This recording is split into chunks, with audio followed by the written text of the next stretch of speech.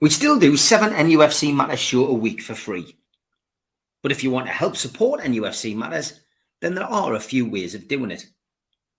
Hit the like button on each live broadcast and video. This helps the channel grow. Hit the subscribe button and select the all notifications bell so you don't miss a single show. If you want to help us financially, then you can join the channel using this button with the membership starting at $1.99 a month. Or you can drop us a donation in the chat using a super sticker. We're also looking for sponsors. If you'd like your brand advertised on the flyers for the show and featured during the ad break, then email John at nufcmatters.com to arrange today.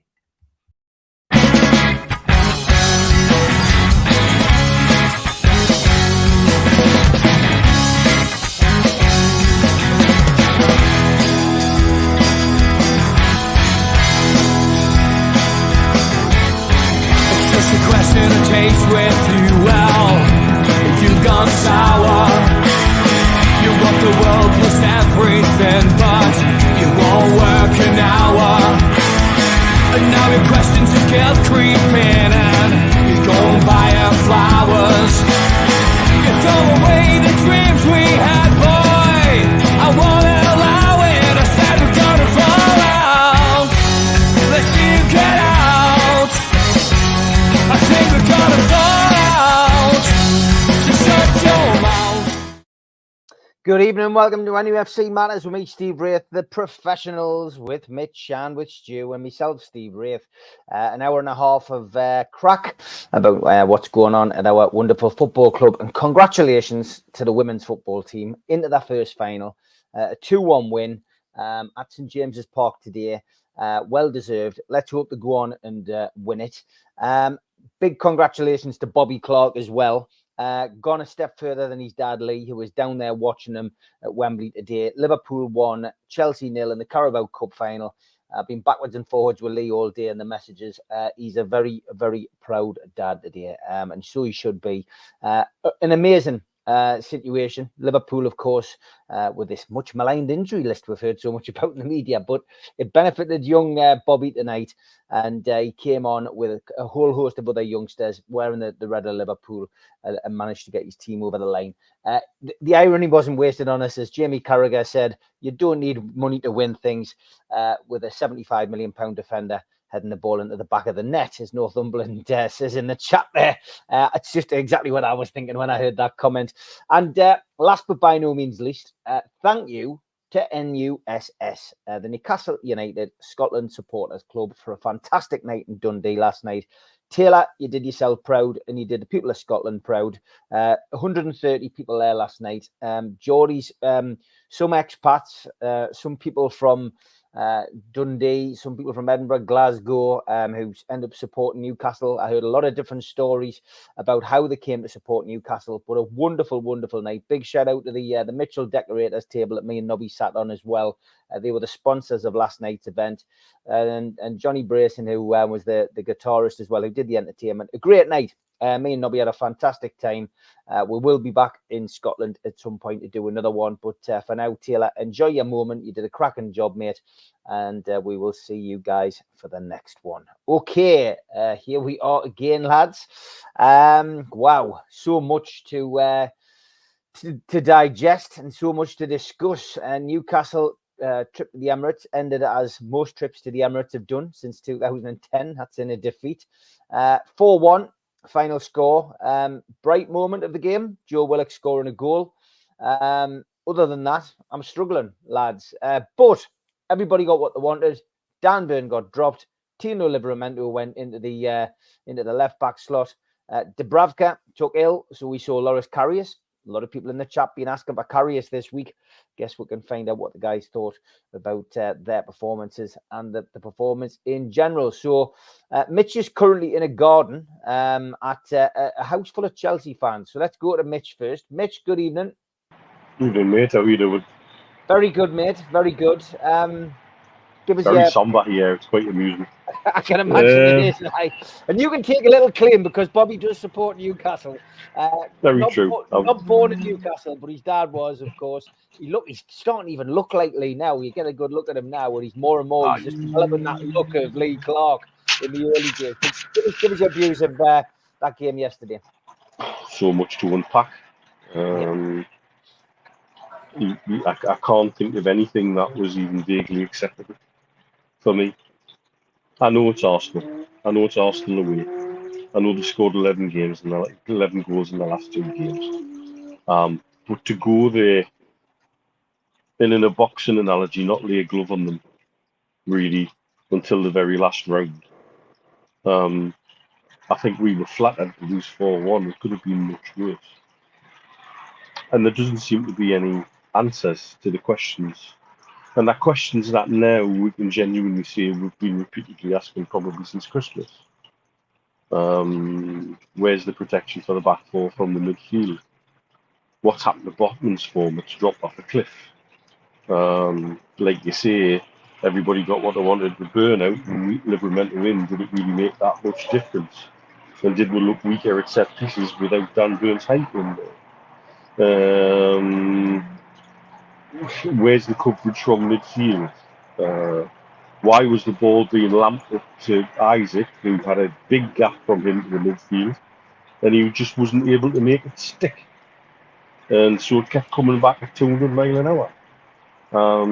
The defence has gone to hell in a handcart, and it has done again since Christmas, really. And yeah, we can point at the Pope injury making a difference. I'll tell you what concerns me the most is that we just seem to be ploughing on, doing the same thing repeatedly, and hoping that we're going to get a different result. And that for me is the definition of madness. It's infuriating. It's very difficult. I don't want anybody to sit and take this as me being in a how out camp. But at the same time, I think we're at the point now after that where I think we're quite right to ask questions, because there just doesn't seem to be any answers coming from the team. Doesn't seem to be any answers coming from the manager's office. There doesn't seem to be any answers coming from above the manager. Since that meeting in January at Newcastle, everything seems to have gone quiet from the ownership point of view.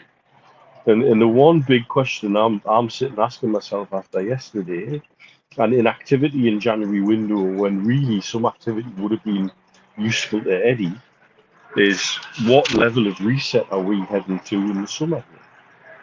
And this is me asking questions, not giving a personal opinion.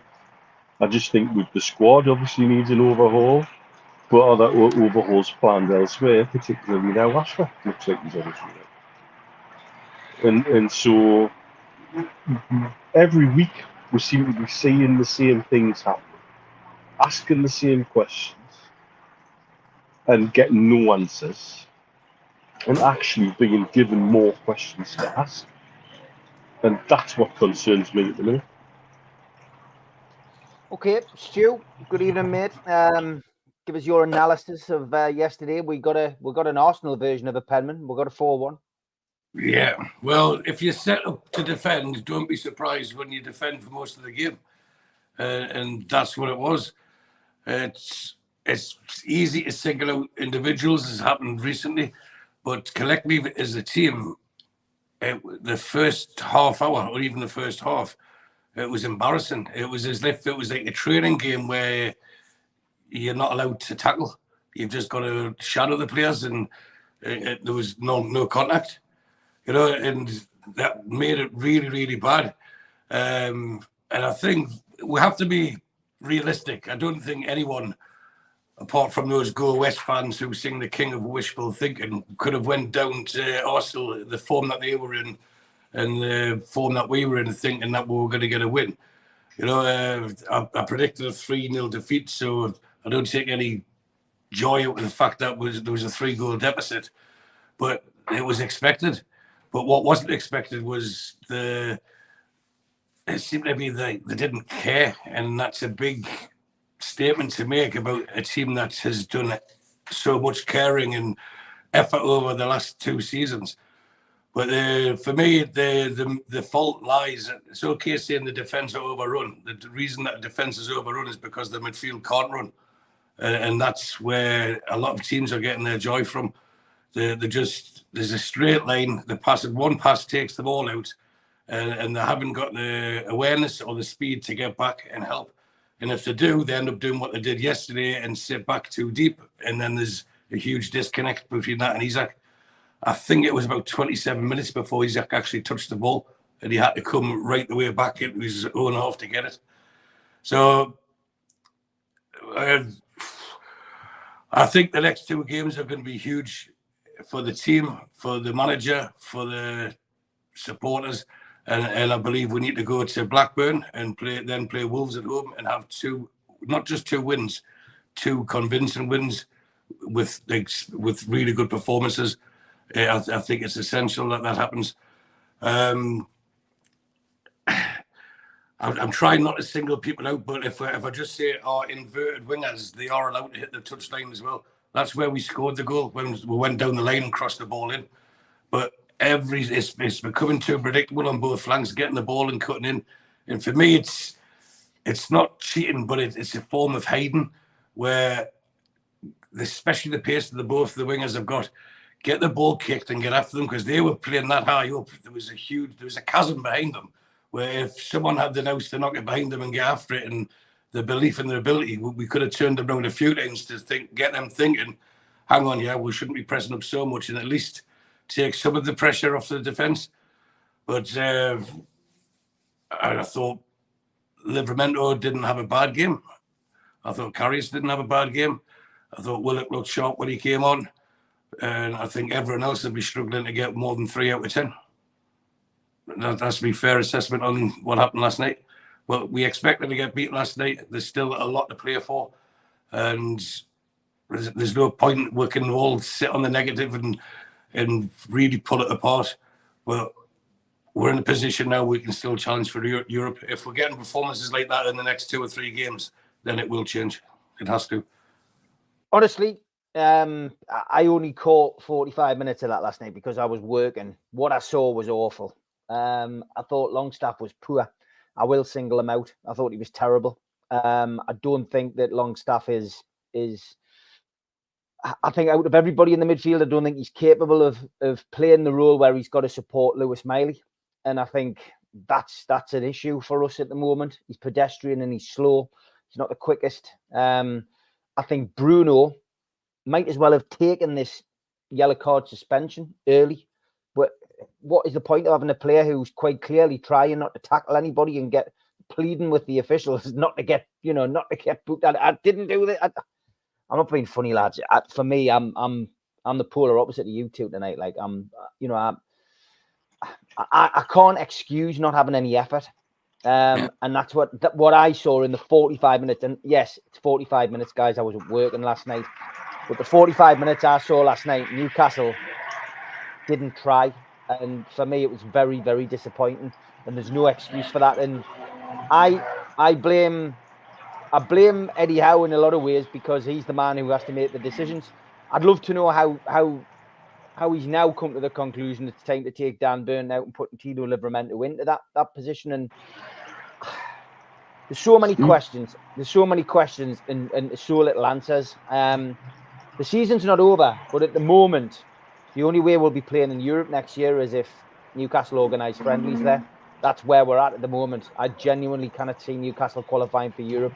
And forget the fixture list. Forget the fixture list.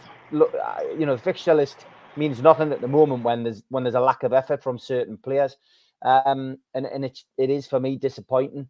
There seems to be a lot of underlying issues which don't seem to be coming to the forefront. We're not getting an explanation. Reading the Chronicle as I was heading back from Dundee this morning. Not my favourite newspaper for Newcastle content, it has to be said. I do go elsewhere, but I did like the article that they'd written about Lewis Hall, and obviously, again, I missed the second half, so I didn't get a chance to see him walking off by himself. But if there's an image being painted of him not being part of the team and feeling out of it, then that sounded like it yesterday on the TV coverage, and that's disappointing because again, you know, not drawing comparisons with Liverpool here, but we've seen Liverpool today, essentially, because of the injured players who were all sitting at the side of the pitch at Wembley today, we've seen Liverpool put out the players. Give it a go. Eddie, you've got nothing to lose. If players aren't fit, don't play them. And if players, are playing through the pain barrier and putting themselves at risk, but also playing below par and affecting the team's results, play the youngsters, play the kids. You can't do any worse. The kids will come on and give it all they can. Play Lewis Hall. If there's no issues with playing him and it's simply a case of he's not quite up to your standards, give him a chance. He's only going to learn by going onto the pitch. Tino Livramento have learned nothing from last night. Learned nothing about that last night. I think Miley's suffering now as well. It's a bit of a rant again, lads, which I tend to do on a Sunday because I'm amongst my mates, and I just think we do disagree sometimes, lads. And I know you're not trying to play it down. I don't think you are at all. But I'm disappointed, lads. I'm very disappointed. I know you're not cock a hoop. That's what I want to stay here. You're not the polar opposite of me, Steve. I'm not happy with that. Not happy with that one little bit. Not one little bit. And in fact, I'm at the point now where my questions, unanswered questions, are starting to get to the point of irritation. Paul being one of them.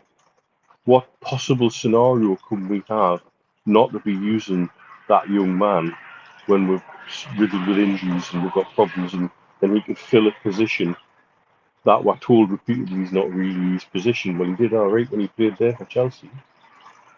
And I looked at that team today that Liverpool sent out on the bench, and we were like, 30 seconds from that being us effectively, because I'm quite sure we would have seen the semi-final of had we beat Chelsea. And it would have been our best opportunity to win something in however many years with the Liverpool injury list. And yet, our team, with the injuries we have, are struggling to beat Luton, struggling to beat Bournemouth, struggling to beat Nottingham Forest, and have just basically humiliated themselves at Arsenal. Let's put no finer point on it. I think Arsenal could have been quite happy yesterday. I would quite happily say they could have beaten us 7 or 8-0, and it wouldn't have been an unfair result. We didn't even lay a glove at them. We didn't look up for it. We didn't look motivated for it until it was too late. That's wrong. And we can't go from saying we don't want a team that wins, we would like a team that tries. Okay, let's roll with that and let's give that as long as we can. But now when that team is letting us down from an input point of view and an effort point of view, because I'm sorry, there was some exceptionally unacceptable performances on that pitch last night. I was raging. I didn't get to sleep until 4 or 5 in the morning by the time I got home. Okay, a little bit of alcohol might have had something to do with that as well, but part of that was I was just about the last one out of Brooklyn Bar last night, and then got home and stewed on it for a couple of hours. And I'm now getting frustrated because silence from above Eddie Howe since January. Silence. Except to moan about the atmosphere and have a little bit of banter between themselves on social media. If they didn't want to help Eddie in the transfer window, then were they hiding behind FFP, and therefore have they hung Eddie out to dry? You just don't know. And I'm. It's more frustration than anything else. But there's absolutely no way that we as a fan base can look at, and I'm going to take you back to Boxing Day with the home defeat against Nottingham Forest. Results since then, we've had far too many results where we can try and take the positives out of it, and we always have. And said, look, we've come back from this. There was things in there that we like the look of. There was some spirit at least, and we give a bit of fight here, and we've managed to scramble a point there. But that's only good for so long. Are we seeing how massively we overachieved last season? Possibly. No, there was what we are. That's becoming an. Do you not think that's becoming an excuse now, though? Do you not along with the injuries, yes, absolutely. Along with the injuries, mate. So now the narrative of a lot of people is Yeah, well, we overachieved last year, but we finished fourth on merit. It's become that Overton window whereby you can move it according to set the narrative that you want everybody to hear.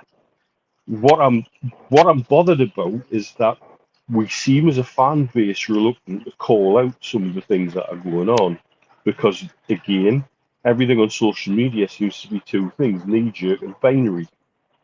If you're going to call them out, therefore you must be Eddie out. Well, that's not the case. That's not how it works. We can question what's going on when it's being supportive of Eddie Howe as a manager. But why is Eddie Howe not being able to seemingly turn things around? Because he can't. I've seen nothing different out of that team yesterday from mistakes and errors that we've made in other games. We're shipping goals left, right, and centre. That can't all be due to Pope missing. No. It's not. Nick Pope's not some sort of Spider-Man. You know, he's not diving around the nets, catching things and pushing it away with web shooters and you name it. That's not happening. There must be more to it. Is it that they're not getting protection from midfield? Is it that there's a bigger gap between defence and keeper?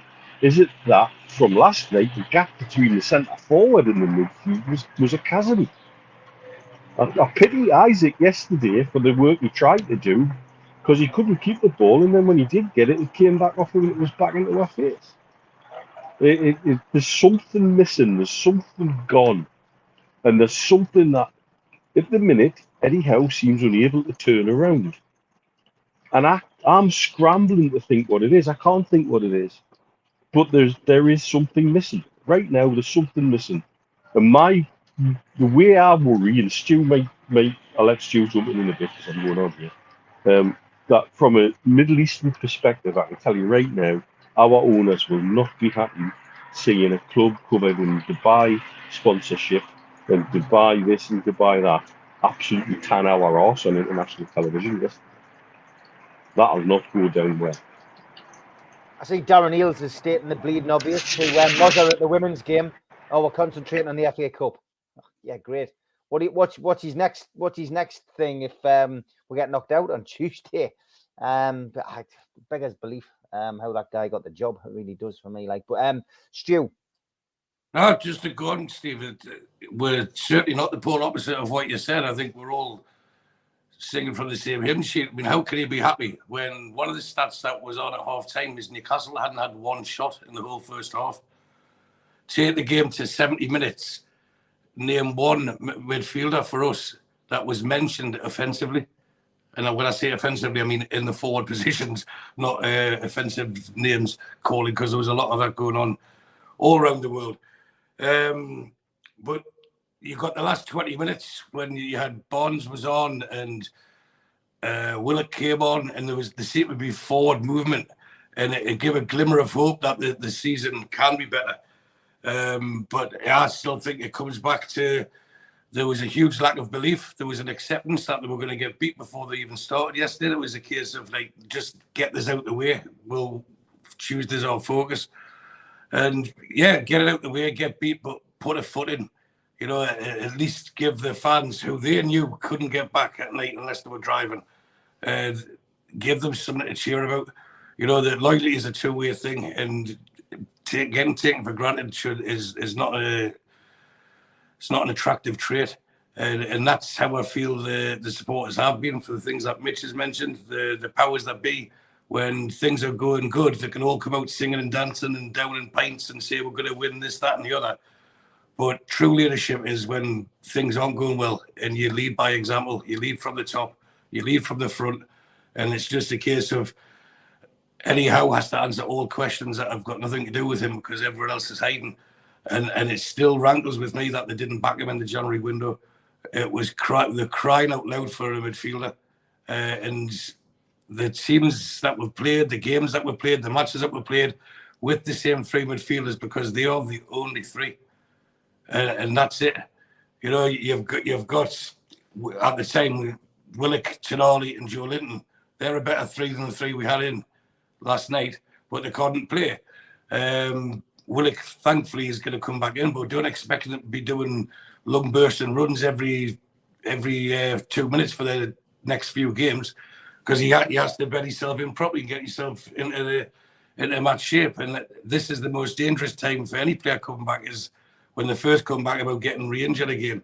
So we don't want to put too much expectation on Willock, because I think if we went back to the start of the season, he wouldn't have been in many people starting 11. Now we shouldn't be treating him like the saviour that some people are saying that he is. He's a very, very good player. He's a squad player. That, as far as I'm concerned, the way Newcastle United are going, I think Joe Willock will be a squad player for us next season. But he's certainly an upgrade on what we've got in midfield at the moment, because he's willing to run, he's willing to carry the ball, he's willing to take a risk, and he moves. You know, and it's very hard. He can drag people out of position, and I keep going back to when you're younger and you're playing football, even at school. You get told to move around, don't stand still. You know, the game will pass you by. And we had like 3 statues, seriously, in the middle of the park. And then, as I mentioned, two wingers who were doing most of their work trying to help fullbacks out than what they were on the pitch to do. So there's so much that needs to be changed, but one good win on Tuesday night can change the whole mindset.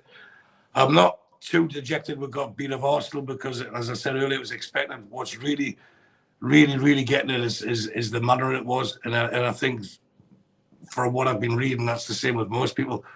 You know, it was the non-appearance, the lack of effort, and that to me is the minimum requirement. You've got to put the effort in, and that's where you get the support, and that's where we have people like us who have done the yards, we've done the miles over the years. We'll support them blindly. The game kicked off here after 11 o'clock, so it was after midnight in Dubai when Mitch was watching it. You know, so it's finishing after 1 a.m. to watch that. And it could have been so easy to go to bed, but you can't. You can't. And the biggest mistake Mitch made, and this is when he said he didn't get to sleep about 4 or 5 because he had a little drink. He should have had a lot to drink, because I did, and I went to sleep straight away. So you need to learn that one, Dr. Neil. There's your message. But I'll say something to make us up, to cheer us up. Mrs. P went shopping the other day when I was at work, and I said, look, when I'm at work, I need to make notes, and when I'm doing the podcast, I like to make notes. Can you get us something to write with? And she says, will you be doing a lot of writing? And I said, yes. So she come back with this. Look at that pencil. The size of it. Oh my God. I love it when she takes things literally. Oh my God. That's class. I'm going to do a lot of writing. It's quite the size of my heat. That's cheered me up. Anyway.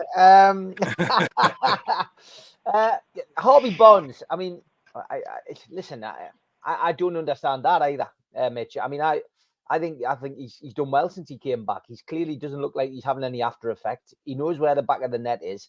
I thought it was an unnecessary. I thought that was an unnecessary change yesterday. Yeah, maybe the game, or they're trying to manage fitness a bit.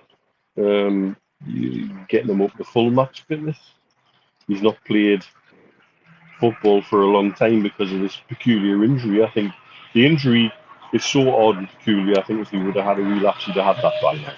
So I think we're good to go on that score. Yeah, he didn't seem to do much wrong. But again, it's down, like we said on Friday night, mate, when we're talking about Eddie Howe and loyalty, and at the end of the day, everything hinges on the decisions a manager makes. And that's the kind of decision that only he can make about what he's going to do with a player. Does he feel he needs to ease back in? And when is he ready to do 90 to 95 minutes off the bounce? I don't know. We're not party to the ins and outs on the training ground, etc. So he's obviously feels that he needs to manage that a little bit. But he didn't do himself any harm yesterday at all. Yeah, with Mitch as well, you've got, as soon as the game was gone, like when the fourth goal went in, Isaac was off, Bruno was off, Barnes. And it is just about managing minutes. They're not going to get that game back, you know. So it's like they get people on who need some minutes, take the ones off who they need to start looking after. And there was no point in flogging Isaac for the rest of that game, was there? You know, even that he's not getting the service anyway. he's actually going to be more beneficial to us having a full 90 minutes tilt on Tuesday night, as will Barnes. And hopefully Bruno. And I think they took Bruno because it looked like he was going to get booked. You could see he was getting frustrated, wasn't he? So it was only a matter of time before that game was lost, and then getting him booked for the next 2 league games after that. That's, that would have just been stupid. So the decisions were right to be made, but it was really disappointing, and we shouldn't have that from an Eddie Howe team. And I think everyone who watches this show, I'm probably one of his biggest fans. But yesterday, and I'm not saying he should have in his interview threw people under the bus, but he showed a bit more anger, a bit more of being upset, and a bit more like, this is not acceptable. Believe me, I will fix this. He needed to send a public message out to the players without singling individuals out. That is not how that team should perform. It was like they couldn't be arsed. And that's inexcusable. Yeah, no, definitely.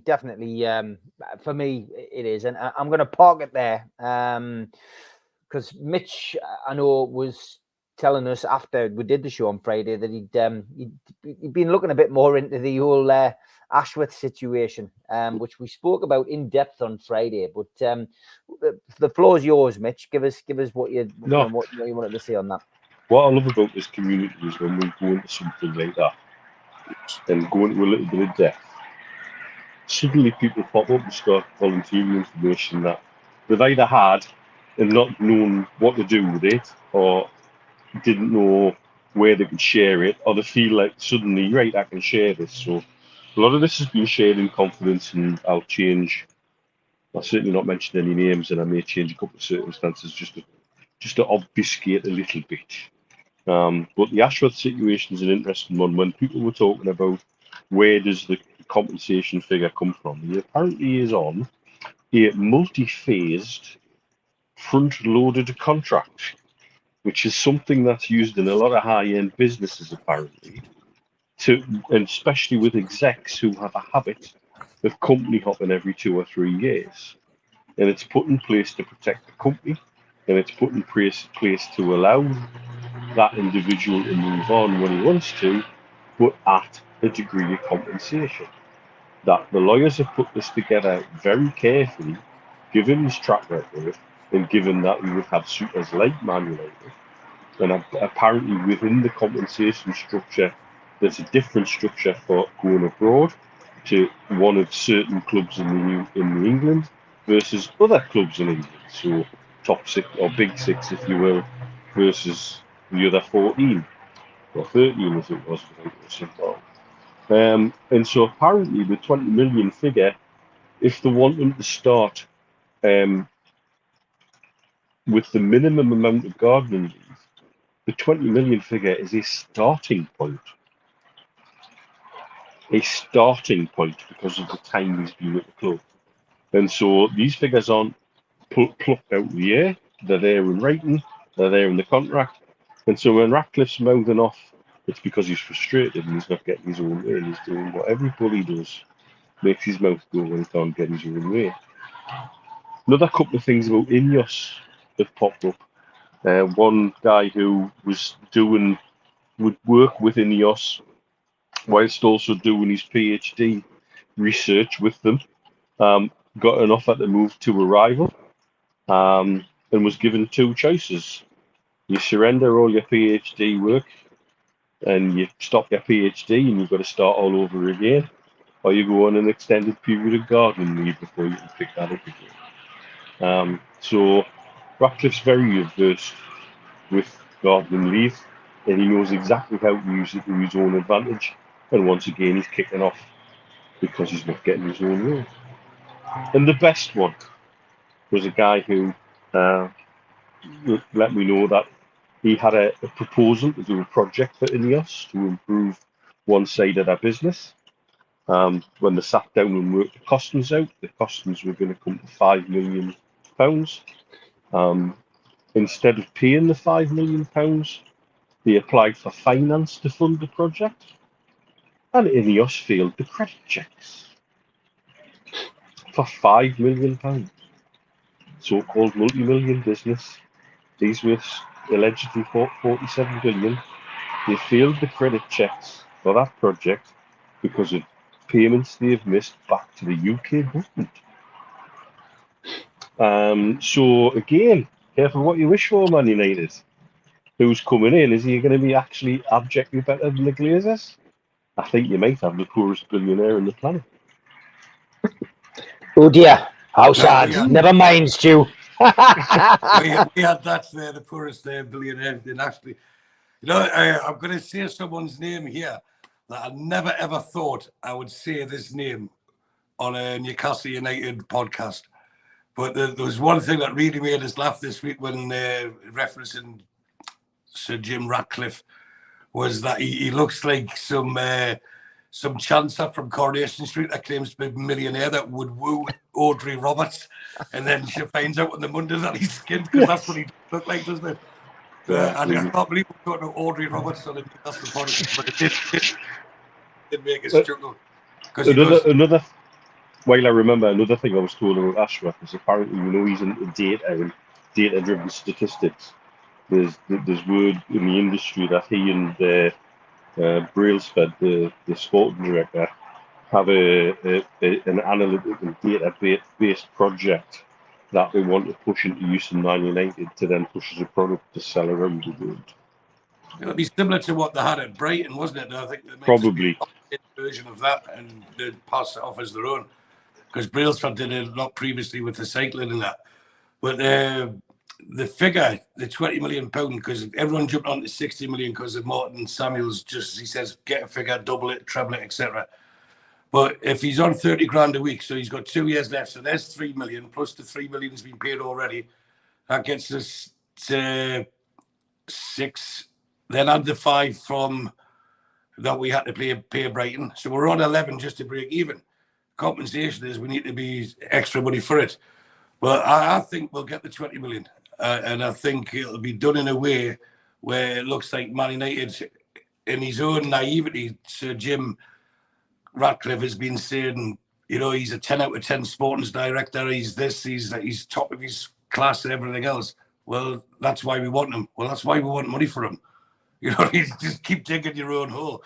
So I'm of the thought, and I was at the time, I still am, where if they don't stump up, then I would just leave him on garden leave, because his reputation now, to me, is in ruins. He's been seen to jump ship more than once now, chasing the golden goose. And come the summer, we'll have a lot of players off the wage bill, 30 grand a week. Although it's an excessive amount of money for you and I, for a club the size of Newcastle United, out of principle, I don't think they would back down to Man United now. But I think they'll get the 20 million, but also, so we've seen that we've stood up to the big boys.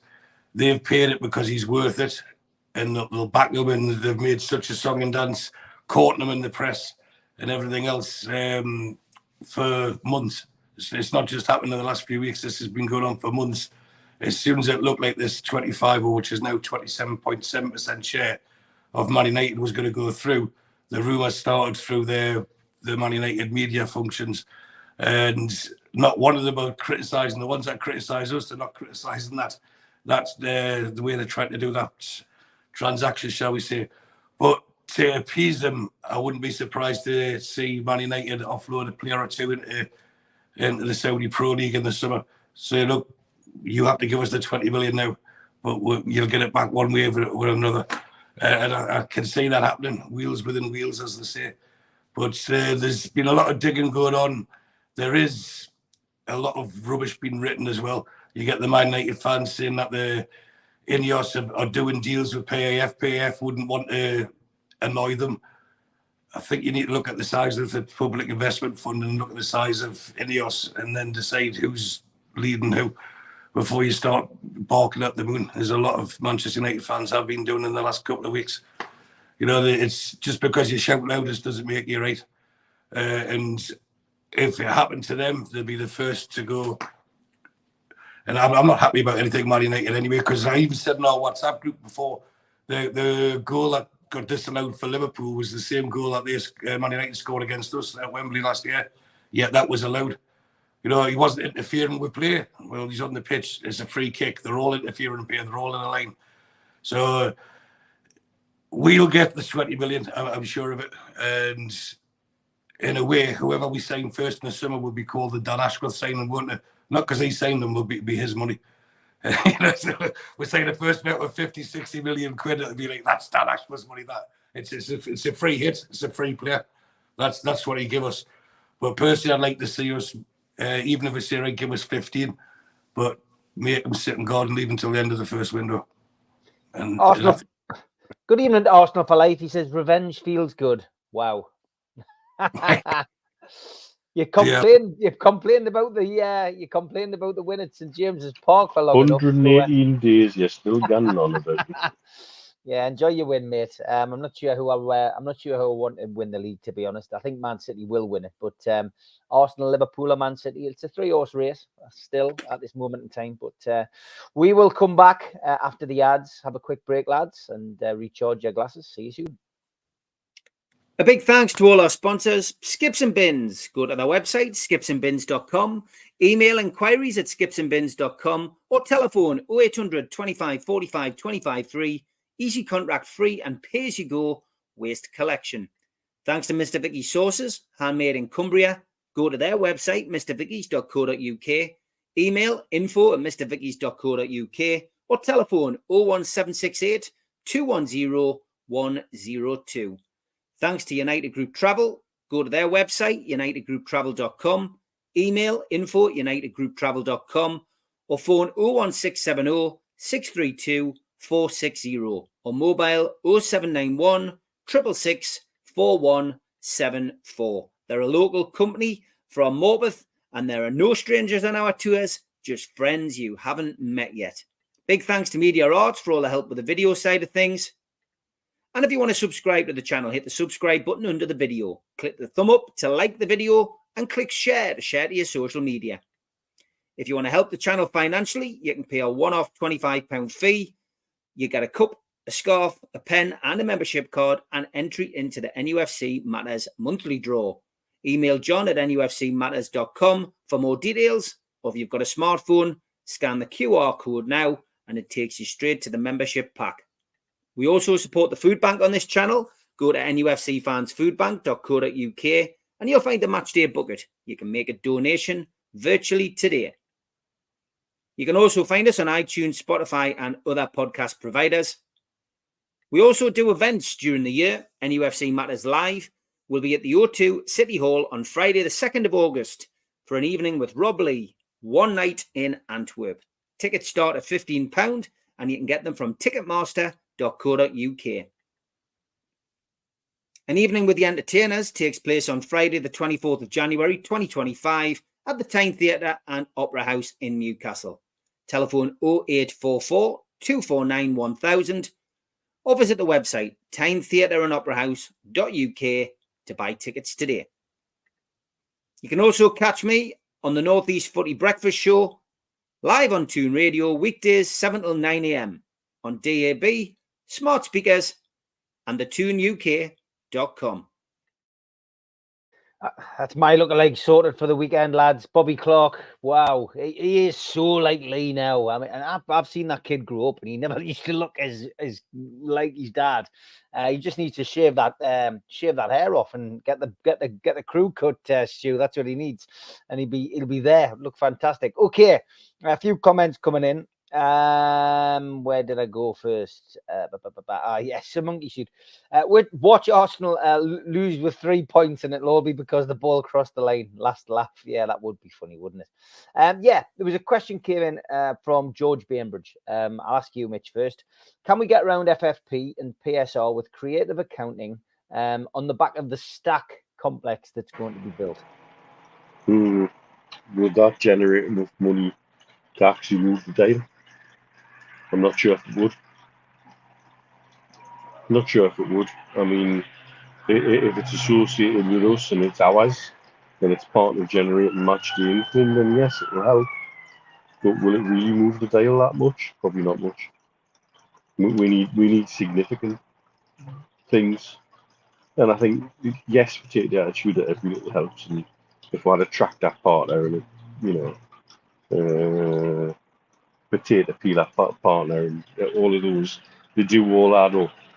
But in terms of significant shifts in sustainability, you need something more than just a stack, in my opinion. Yeah, I mean, I guess anything helps, Stu. A little bit of income. You're on mute, mate. You're on mute. Right, I said it'll be another revenue stream, but of course I've got to agree with Mitch there.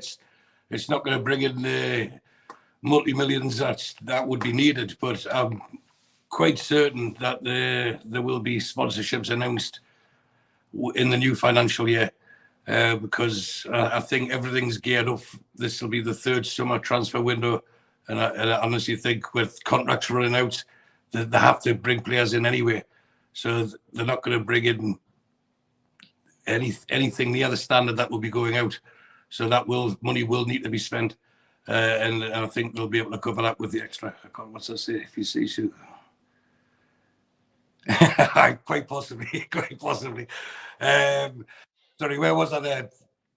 Yeah, there will be extra sponsorships because we will need to spend big in the summer. I know I give a figure of $250 million, but I can still, I would still sit here now and say we'll spend a minimum of 200 million in the summer because we'll need to, because of the players that are going out. We need to have 25 in the squad, don't we? So there's already 2 spaces sitting in it. There's only got 23 at the moment. Then you've got the Tonali, then you've got this story that's resurfaced that he may get another ban from the Premier League because of any activities. But for me, that'll be retrospective, and I think that'll be time served. I don't think they'll extend it. You've got to think of the lads' mental welfare as well. But the stack will generate money for us. It will. But how much extra do you think that's going to put in? It might even cover one player's salary for the year. So I don't think it's going to make that much significant difference. Seller are the ones sponsoring already, so that must be part of the deal that they've got. But there will be other things coming. We've talked about it many times. There'll be training ground sponsors, possibly stadium sponsors or stand sponsors. And there's so many associate partners that could bring in. But then again, it goes back to something we've repeated often over the last 6 or 7 weeks. The higher we finish in the league, the more money that generates for league positions, and the more attractive we are, which can justify the bigger sponsorships. So commercially, this season's nowhere near over. And that's why now Arsenal's out of the way. We've got a run of fixtures now where if everyone pulls together and plays to the best of their ability, we can get higher up the league than where we are. And let's see what happens. In a way, Liverpool winning today has helped us because that's at least keeps one of the European spaces available. Because if Chelsea had one, then obviously they're in Europe for winning. But now Liverpool also will be fine. I honestly think we'll still finish the season strong. We've just got to draw a line under last night and not let it fester. So thankfully there's another game coming around pretty quickly where they can go out and put it right. And let's just hope they do. So the answer to the question was, it's not going to make a stack of money. It's as simple as that, really. You've been waiting for that one, haven't you? I have. Just a quick pointer as well. The link I've stuck in the chat, guys, for the Jumblebee nufc Matters auction. It's still ongoing. Got about 15 things up there if you want to place a bid. You got 5 days to do it. Signed Shearer, Ferdinand stuff. We've also got Keegan Waddle Beardsley print up there. I've got a replica shirt up for grabs as well. Click the link. You've got 5 days to place your bid. Some reasonably priced stuff up there starting at the £20 mark. So get yourself on. We'll be doing that once a month, and well worth having a look at. And don't forget as well, a nufc Matters Live end of season party. I know a lot of you bought your tickets already. You can get a downloadable ticket direct from newcastlelegends.com. Tickets are a tenner.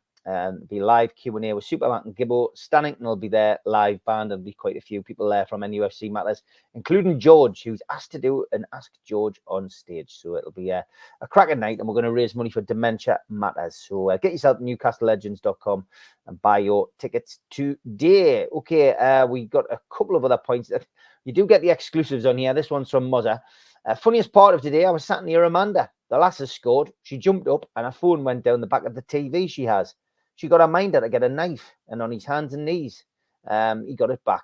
So there we go. Exclusive story of Amanda's lost phone, and now it's been found again. Thanks, Mazza. Steve Mitch has got an idea. You can see it's flashing above his head.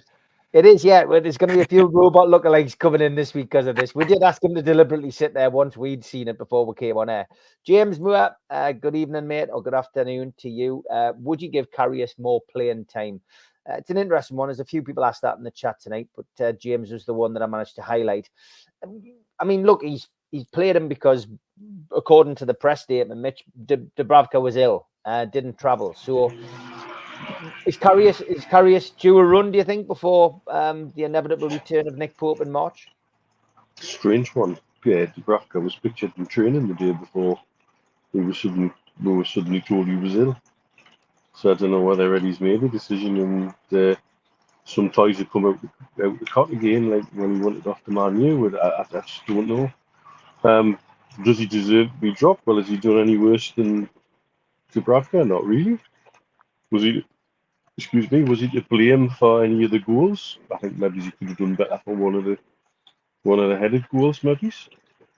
He certainly made a cracking save before the opening goal.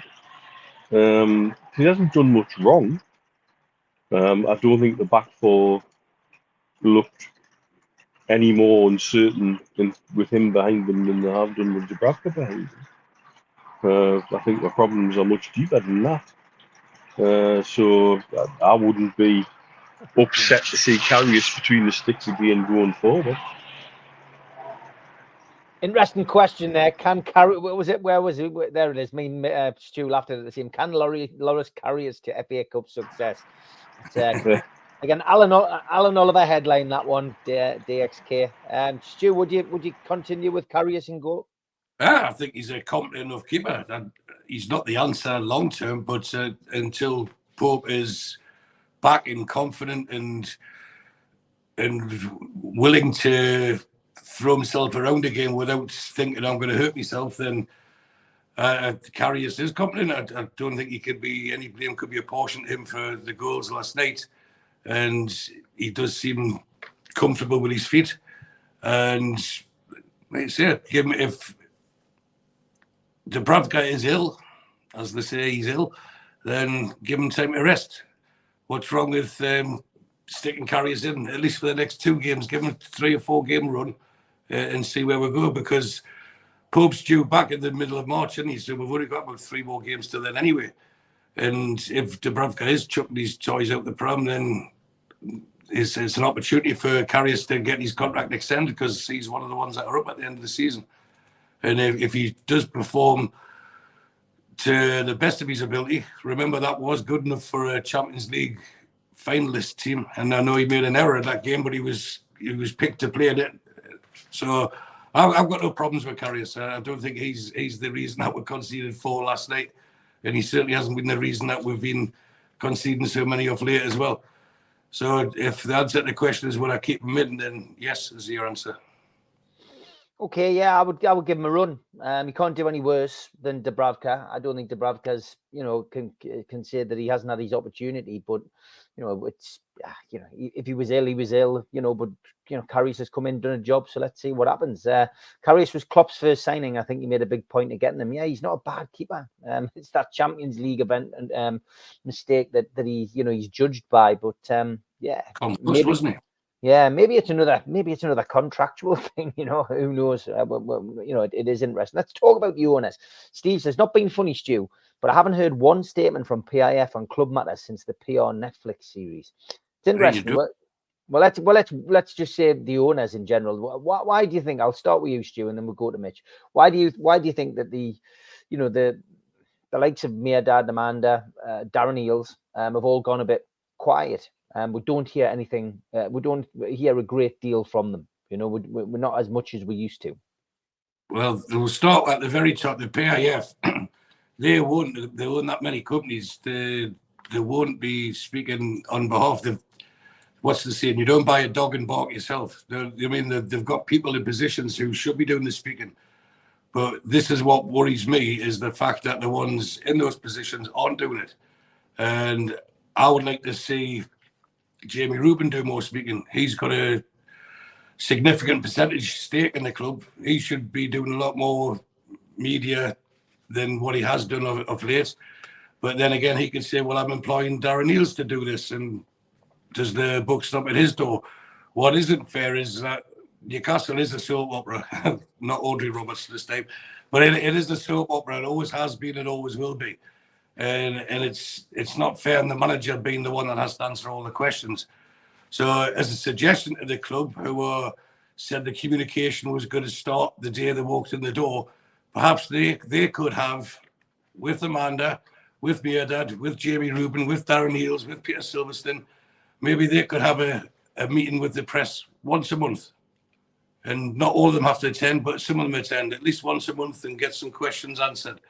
The Yasser Al-Rumayyan, he has, although he's got the controlling stake, or he's the chairman of the club because of the controlling stake of the company he's running, the PIF, I think he's got far too much on his plate than to be sitting down speaking to the local or the national press. But we have people in place who should be doing it.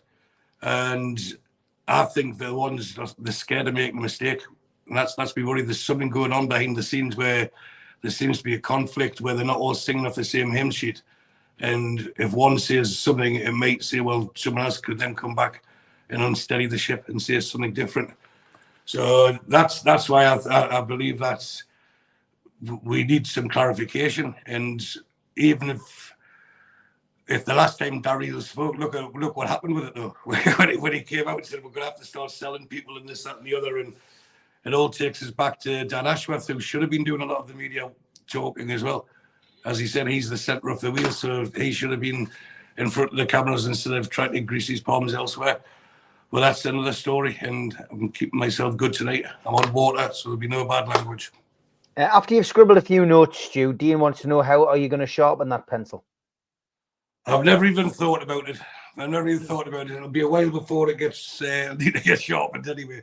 Well, if you send it over, I'll ask the security guard if he can use his knife. You need it. You see the size of it, just the head of it. Brilliant.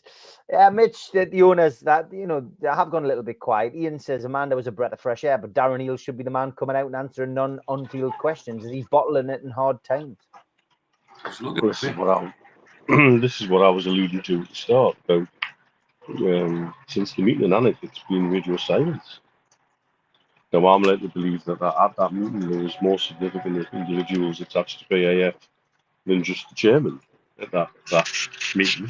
And does that bode for something bigger in the summer? But if you look at the other things PAF are involved in, does Yasser Al-Rumayyan come out and speak every week about live golf? Not really. Do they speak about other projects? No, they only really speak when they feel like they've got something to say. And it's usually on their own terms. But that's historically Newcastle United's where we've had Amanda, Maida, James Rubin being more open or agreeable with the press, shall we say. That now seems to have fallen to Darren Eales, who seems to pick and choose when he pops up more. It ties into me thinking there's something bigger going on that we're not aware of that leads to a reset of some sort in the summer. Because it is unusual that things seem to have gone quiet from certain people. Whether they're being asked to keep their gob shut, told to keep their gob shut, or it's just a change of style entirely, I don't know. I don't even really like speculating on it. In terms of PIF talking, they don't talk much about anything else. So that bit doesn't surprise us at all. Usually, even when they've had some quite tricky criticism with the Live Golf situation, they weren't really coming out and addressing that publicly. They only spoke when they felt they had something to add to the conversation. So I don't see why Newcastle United should be any different day to day. There's people in place to run the club day to day. But that's who we're now not hearing from as well. Okay, interesting to hear everybody. Give their opinions in the chat. Keep them coming in. I'll try and get through as many of them, but certainly all get on the screen. If there's any we need to highlight, I'll read them out. DXK says, Stephen Cole, before the Arsenal game, would you have taken a win versus Blackburn and defeat versus Arsenal as a pair of results? It's interesting because it's a bit like what I said last week, isn't it? Where I was going, had we drawn against Villa and Forest away, but we'd beaten Luton and Bournemouth at home, would everybody have been happier, despite the fact that it would have been the same amount of points? But all the pressure's on that Blackburn game now. Newcastle win, and and then they beat Wolves the following week. It's a different professionals next Sunday. But that's just football in general, Stu, isn't it? Go on, Mitch. I was going to say it's not defeat; it's the nature of defeat. Yeah. That pisses me off. It's defeated Arsenal. What's new there? We've lost at Arsenal enough to know what losing at Arsenal feels like. And yeah, again, it's one of those situations where somebody was able to look into a crystal ball and says you can have this and you can have this. Of course, you'd look at it like that. But it's not the defeat; it's the nature of the defeat that's got me peed off. And I think that's the problem. That's why everybody's upset. Yeah, that's what T-Tank says as well. It's the manner of the defeat at Arsenal, which is hurting. Yes, Stu, what's your take on it? On the defeat at Arsenal? No. What I was asking, the question we're asking before. I'm busy reading the chat now. I've forgotten the question I bloody asked. Would you have taken defeat at Arsenal in a win against Blackburn? That's right. Yeah, that was the question. I was having to try and find it there. If we're playing games like that, then if we had a choice of one, then you would pick the Blackburn. Yeah. Because it gets us a quarter final. We'll hopefully get a favourable home draw, and that gets us a trip to Wembley in back end of April, and then hopefully to another cup final. So yeah, Blackburn. I don't think we could have went to Arsenal and said we expected to win, and it's just been said many times. It was the lack of performance that was the worrying thing, and it's only worrying if it happens more than once, as in consistently happens. Because even in the games that we've drawn and even got beat, there was a modicum of effort, but it was just like a meek surrender that yesterday. So the thing for me is answering the question. Yeah, I'll take the win at Blackburn, but now we've got to go to Blackburn and win. that's the thing. If there's an answer to make that question stack up, we have to actually get the game out Blackburn out the way with a resounding victory, and then we're all happy again. Listen, we've been to games, we've supported the club long enough where they've been atrocious, like really, really bad, and we keep coming back for more. So it's not, oh, woe is me, that's the end of the world. Maybe we're just older and more battle-hardened to Newcastle getting beat. But it was so out of character for an Eddie Howe team. That's probably what's setting some alarm bells off. And as I said earlier, I think the fact that we've got a game coming up so quickly after it can only be a good thing for us. Northern Golfer says, when do we get the sponsorship money from Adidas, and how will that impact on FFP players in and out? I mean, it can't be that long, can it? The money coming in from Seller and from Adidas, you would imagine it'll be in this financial year, Mitch. Well, yeah, because obviously we're still wearing Castoria kits. So it can't officially kick in until that contract is over and the Adidas one officially starts. And that's ahead of next season, so that'll probably be in there. Not even necessarily in the next set of accounts, but the set of accounts after that. Yeah, there's still a money in this set of accounts. Yeah. And the Champions League money will be in this set of accounts.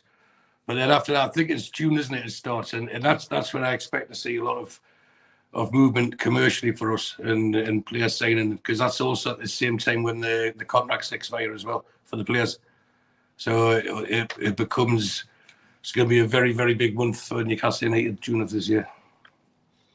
Okay, DXK is coming in with a few questions tonight. Can you guys see a massive clear out this summer? The likes of Hendrick, Lascelles out of contract, perhaps Wilson, Almiron, Longstaff, etc., available for sale. I think there will be a lot of wheeling and dealing, Mitch. I think there absolutely has to be. And I don't know, like I say, I've used the word a couple of times, a reset in the summer. that is definitely one of the resets that we're going to see. But I think we're going to see a transition in the squad of significance. And that's why people are getting upset about, say, Kraft extending his contract. That to me was a no-brainer, given who's going out of contract and what kind of churn we're going to have over the next few months. You know, we're going to go through the transitional phase as more money comes in and we're able to flex more money under FFP. And also we've got the contractual situation with so many players coming at the same time. We're going to have a big player churn. So we're going to have to wheel and deal very cleverly, and I think we'll see quite judicious use of free transfers and Bosmans and things like that to come up with a better strength of depth. Because that's what's hurt with this season. It's not just the lack of bodies, it's lack of strength and depth. Thoughts on the ins and outs, Stuart? Do you think we'll see many? I mean, there are players signing one-year deals, Fabian Schär, obviously Emil Kraft as well. But, we can't hold on to all of these players forever. No, but I think the ones that have been signing, these will be like Kraft and Schär. I think next season will be squad players, not starting 11 players. And it's good to protect the asset, because if they then say once the season starts, I'm not happy about this. If they know they're not going to be starting, at least they'll command a fee. But we can't have a mass clear out because it's impossible to change 20 people. But for me, you've got Botman, Bruno, Isaac, Gordon, Joe Linton, Livramento. These are non-negotiables, and I think they need to clear the meeting and say to everyone else, you're playing for your position. If you want to be part of this team going forward, part of this squad going forward, then you've got how many games we've got left, including the cup? 14.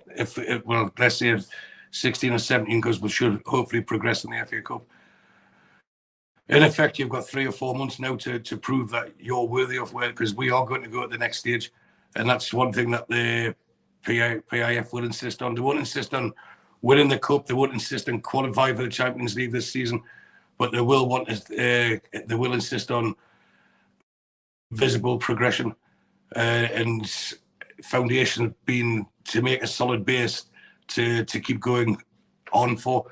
So even if we finished out of the European places, that might actually work in our favour next year, but financially it wouldn't. So it's a catch-22, because we wouldn't get the extra money from being in Europe. We wouldn't get the extra money from being higher up in the league. And if we don't win the FA Cup, then you don't get the international recognition that brings, plus the European place. But it would help the team, as it did last year, playing less games. So I think they just need to. I think they'll go for it, and I can see at least 4 starting 11 players coming in next season, and that's why I'm getting the 200 million from, because you're not going to get starting players for 15, 20 million quid. You're going to be spending 40 million plus. So that's why I think we'll spend at least 200 million. We will recoup money as well. You might see players like Miggy Wilson go to Saudi Arabia, or at least this region, because his injuries are linked to the fact that he performs better in warmer weather. So bring him over. And if he doesn't get back in the team this season, he doesn't make the England squad, he's not going to make the England squad for the next World Cups, is he? So I think from a personal point of view, he might just look for his little retirement nest egg and say, right, I'll take the books, and we'll get 20 million for him as well. So we'll have a Dan Ashworth signing, we'll have a Callum Wilson signing, we're going to have a Miggy signing, and that's before any of the money that we'd normally get to spend from TV or Champions League or sponsorships. So there'll be money to spend, and I think there will be a lot of outgoings, but it'll be the dead wood. And I think if we go back to Eels, his statement, I think that to me just put a fire up the fan base, or underneath the fan base unnecessarily. We're going to lose our star players, and that's not the case. Financially, it doesn't have to be the case. Whether that was what he was trying to say, or whether he was saying just be grateful for what you've got at the moment, I don't know. But if they got 100 million for Bruno, yes, it would give us a crazy amount of money to spend. But who would want to go to a club who's just sold the best player and isn't in Europe? You know, so you've got to keep your best players, and that's part of the attraction to get better players to come and join them. They want to be able to play with Brunos. Mark Bayer says, remember when everyone blames tiredness? What's the excuse now? There's serious issues behind the scenes, in my opinion. Do the players know Eddie may be getting replaced in the summer? It's obviously an opinion that Mark's got, Mitch, but you know, he clearly feels that that, you know, there's probably deeper problems at the club. Would you agree? Would you think Mark's got a, you know, he's got an opinion, obviously, but do you think he's flying anywhere near the mark? I would agree that something's not right. And I would agree that there's something beyond what's happening on the pitch that needs fixed. And whether that is it, I don't know. It's difficult to know. I've not seen any signs from the club as such that that's the way they would be thinking. But at the same time, was he back in the transfer window when that would seem to have been something sensible to do? No, he wasn't. So I can see why that mindset comes to play. That, you know, we're looking at, they effectively hung him out to dry as a dead man walking. And if that's knowledge within the club, of course that's going to affect the players. There's something that's within that squad and within the way they were playing and within the way they were defensively solid and aggressive in the midfield and attack and able to put runs of form together. That's all gone. And it's not just one thing that's gone, it's multiple things. And yes, some of that can be down to injuries, and some of that can be down to the difficult playing schedule that we've had at the start of the season. But we're past that now, and there's still something there. So I don't totally get why somebody would ask that as a question. Is it what I think? Not necessarily. But I do think something's wrong that needs fixed, and it's beyond who we pick at left fullback. Stu? Yeah. Go on, just what Mark Byers is saying. I mean, do you believe that there's something a bit deeper? If it's not, it's given indications that there is, and that's why these questions are being asked, because there is this lack of communication. And I think we just covered it in the previous round of questions, where maybe they're not all in harmony of where they think the next step could be. And if you look at Eddie Howe in his last two press conferences, he's got a spring in his step. He looks like he's had a weight of the world taken off his shoulder. He seems like he's a man comfortable with his own position. So I think he's been given assurances that he's going to be there. And then for what happened yesterday, I'm sure he was foaming with it. But I still get away with this Ashworth and how you could see in his answers, well, that's not for me to answer. You need to ask him that. They had a big disagreement, and I've said this publicly, and I've said this in groups that we're involved in, that I've always doubted that Ashworth's ability to sign a big player, to convince a big player, to encourage us, a younger one. Yes, we can bring you in, we can send you on to a bigger team. So I think Man United might be careful, or let them be careful what they're wishing for, let them have it. But I think the fallout with him was with the James Maddison, and I'll stand by that until I'm proven otherwise. That Eddie Howe really wanted Maddison. Maddison wanted to come, and even if was it Connor Cody, Mitch, in the England camp, when he was interviewed, he actually said, yeah, he's with his Newcastle lads, and it was something like that. It was common knowledge that he was coming to Newcastle, and for whatever reason, Ashworth didn't get it across, and that's where I think there was Eddie Howe lost a bit of trust in him, a bit of belief in him, and that could childishly be played out with Lewis Hall, but we don't know the intricacies of that contract yet. So there is things going on behind the scenes, and maybe you'll have people who are backing Eddie Howe, some people are questioning it, and that's why they're not speaking. But for me, they need to come out and front up not in the Kevin Keegan on the steps of St James's. They don't need to do that, but at least have some press. Say, right, like they have the press conferences with Eddie Howe, right? We'll do something similar. We'll do something similar. We'll give you an hour. Come with 2 questions each, and we'll answer them to the best of our ability, as much as we can, like legally and stuff like that. That would change, because the press are very quick to write negative stories, but when there's nothing positive coming from them, it's easy to make it easier as well. So instead of trying to get a siege mentality or just answering everything with stone cold silence, why not answer the questions that are being asked? Put the negativity to bed and let the club march forward, because one thing's for sure, we will improve, and over the coming weeks, months and years, Newcastle United will be a force to be reckoned with. It's just frustrating us that it's stalled at the moment. So that's, to me, I can see why Mark's asking it, but that's not for us to answer. That would be for Amanda, Mia, Amy Rubin, Silverstone and Eels to answer. So hopefully they're still watching this, and they then decide, you know what, that's not a bad idea, from the lad with a very big pencil. We'll get the press together and get some Q&As done. If we get £40 million offer for Miley in the summer, would you take it? Says Benny. Mitch. Ooh, that's a tricky one, because I know from an FFP point of view, it's worth more than that, isn't it? That sales of academy players make a bigger difference. But I'd rather have a dedicated young man who is a good footballer, whose heart is in Newcastle United, and help the development on his journey. Yes, there's cold hard business decisions to be made, but I think it would be disappointing if we were to let him go and retain somebody else, for example. Those that could be gone in the summer, just because we're having to crunch numbers. Okay, I would keep him. What about you, Stu? Well, I just said there was a core of players that are non-negotiable, and he wasn't mentioning that.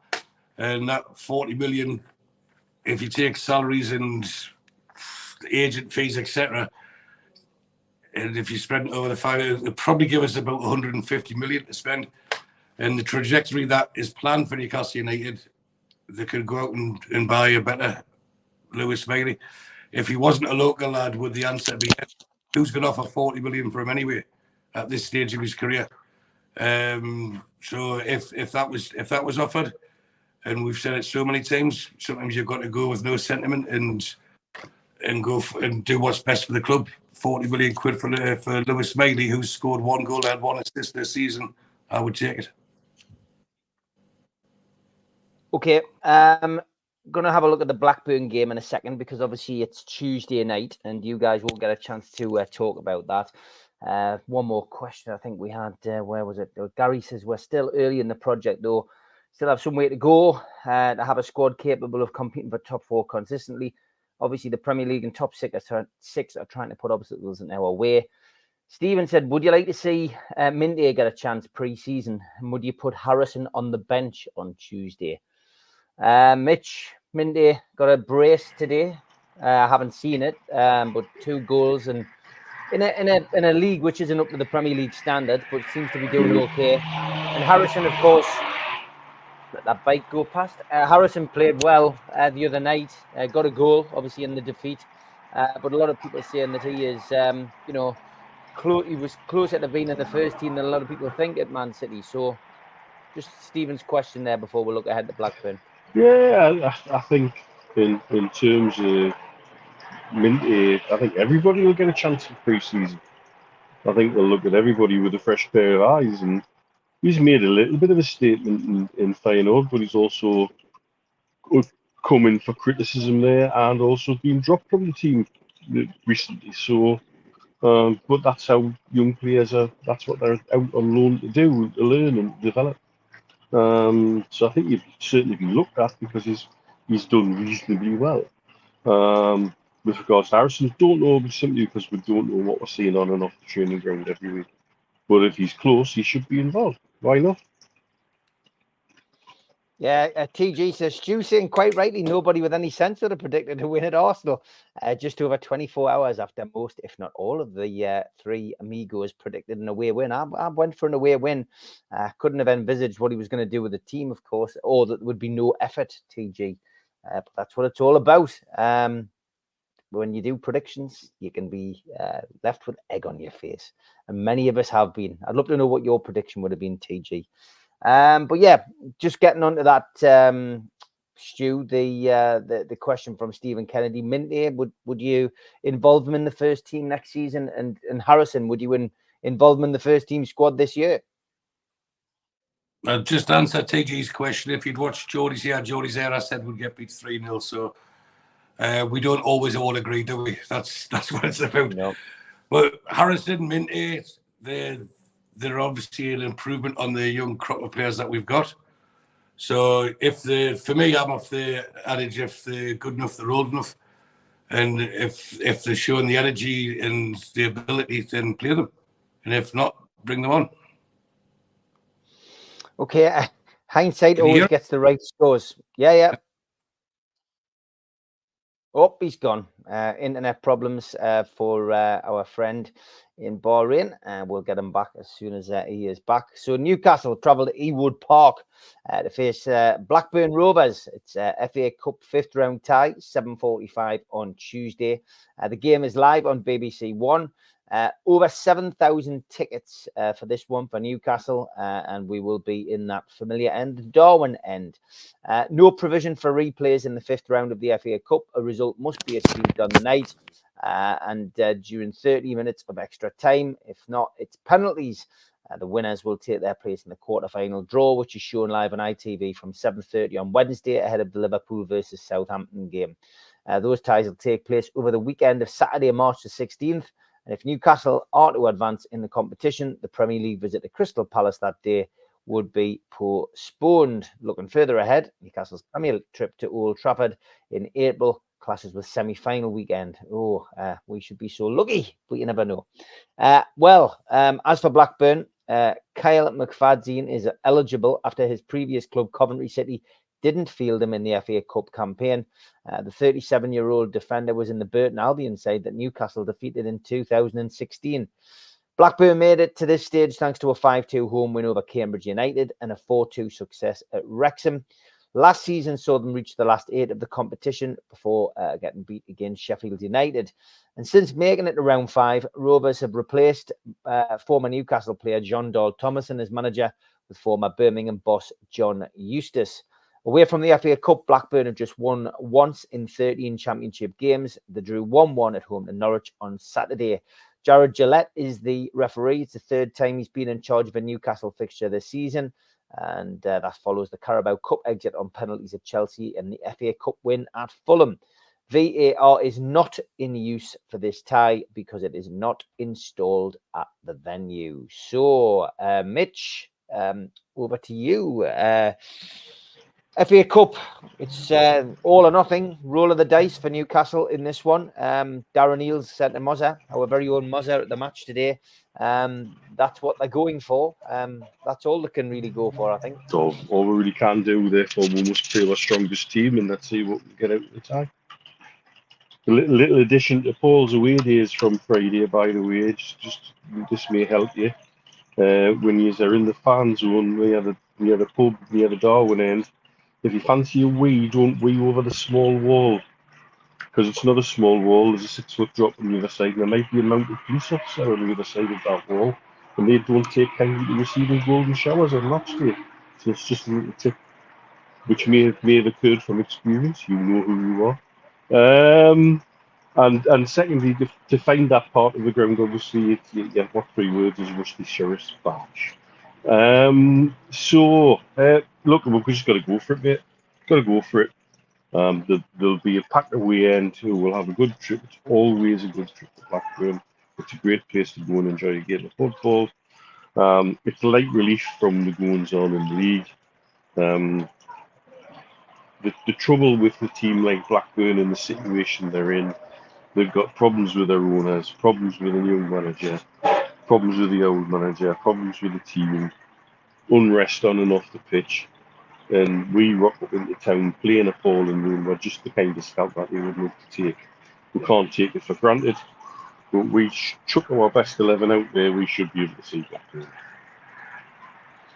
Okay, Blackburn then in the FA Cup, Stu. What's Been a your good. thought? I think we'll come back and show real determination, and I think we'll put the game to bed early and we'll win 4-0. Wow, 4-0. All right, Yeah. Mitch, what was your prediction? 2-0 to us. 2-0, a lot tight. I'll keep my prediction for the fans forum tomorrow night. That's it, folks. We will be back tomorrow night at 6 o'clock on the fans forum. And it is a full week of NUFC Matters this week. All shows will be on at their usual times. But for now, thanks to Stu, thanks to Mitch, and we will see you for the professionals next Sunday. Take care, lads. Cheers, everyone.